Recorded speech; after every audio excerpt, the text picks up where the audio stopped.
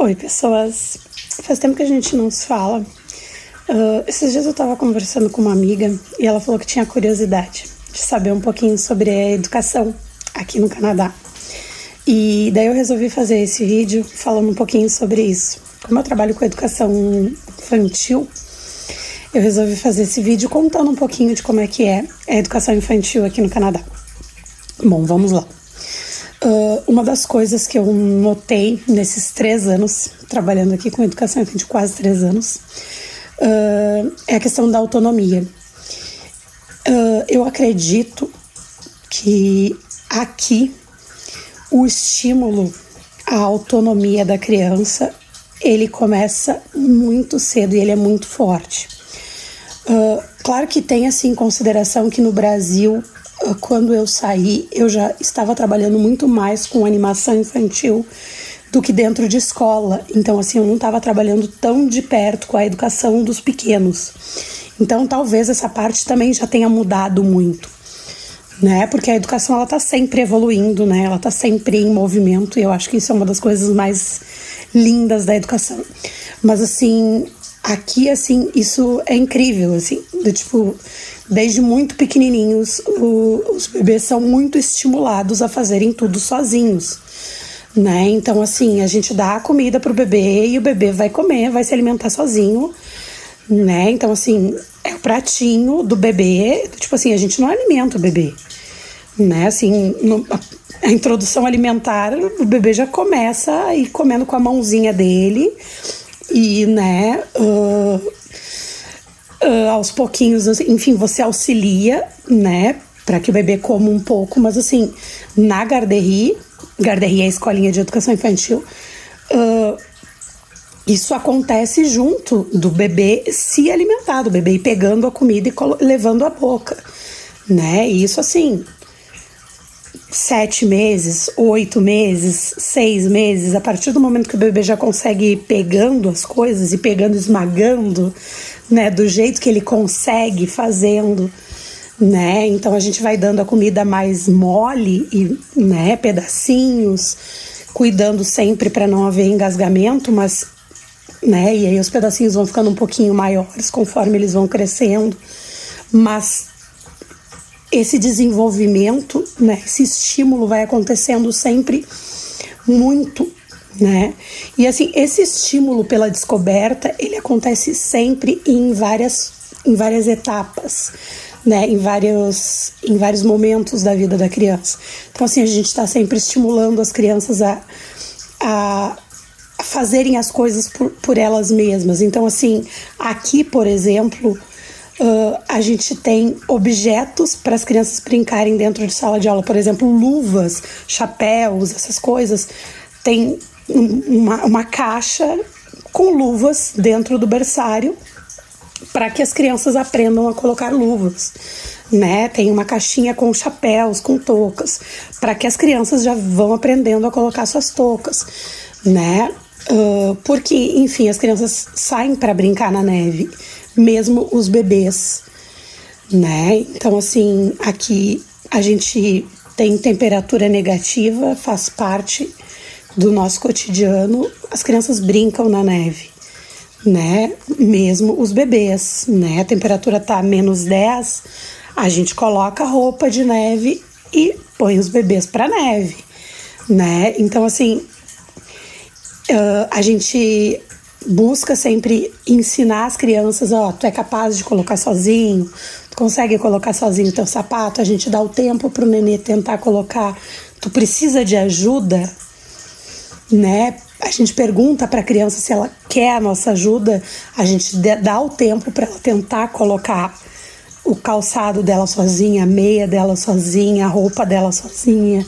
Então, assim, são coisas que eu noto que, assim, existe a rotina, mas a gente está sempre estimulando, né, as crianças a fazerem as coisas por elas mesmas. Lavar as mãos, né, assim, no berçário, quando eles estão no berçário, assim, os menorzinhos, a gente usa paninhos para lavar a mão, né, a gente tem os barbouillette é o nome, né, que são os paninhos para eles lavarem as mãos. A gente larga o paninho primeiro, para eles acostumarem, que vai direto na boca, né? Porque eles vão chupar aquele pano. Mas, né? E aí é para limpar a mãozinha deles, né? Então, para eles já irem acostumando com esse momento de lavar as mãos desde pequenininho, né? Antes e depois, né? Então, depois aquele paninho vai ser usado, né? A gente lava o paninho, limpa a mãozinha de novo, limpa a boquinha deles depois que comeu, porque, né? Tem comida por tudo. Então, assim, são várias coisas da rotina da criança. Conforme ela vai crescendo, eles começam a usar uma pia, né? Então, assim, tem pias adaptadas ao tamanho deles. Assim, o ambiente é adaptado para que a criança tenha autonomia e possa usar os trocadores aqui para trocar a fralda. Eles têm uma escadinha. Conforme a criança já tem algum tamanho, eles já sobem na escadinha para ir trocar a fralda. Essas escadas, elas são normalmente móveis, né? Então a gente consegue abrir elas para que as crianças subam e no momento que a gente não está usando, a gente fecha elas. Também para que as crianças não fiquem subindo o tempo todo, porque tem a questão do risco de uma criança cair quando tu não tá olhando e tal, né? Mas tem bastante lugares para as crianças subirem, para as crianças explorarem. As mesas são baixinhas, a criança sobe na mesa, tu subiu, a gente, né? Então agora vamos descer, a gente brinca no chão, né? O lugar onde a gente brinca é no chão, não é em cima da mesa. A gente procura não usar o não, né? A gente usa bastante a linguagem positiva, né? Uma das coisas que a gente faz bastante varia, tá?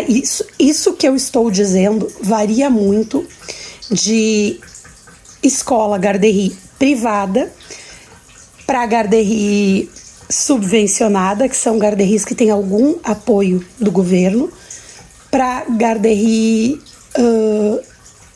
pública, né, que são as garderies que são CPEs o nome, né, que são as garderies que têm realmente um subsídio grande do governo.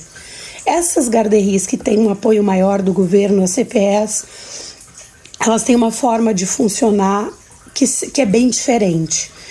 Atualmente, eu trabalho numa empresa que presta serviço para CPEs, que são as garderies do governo.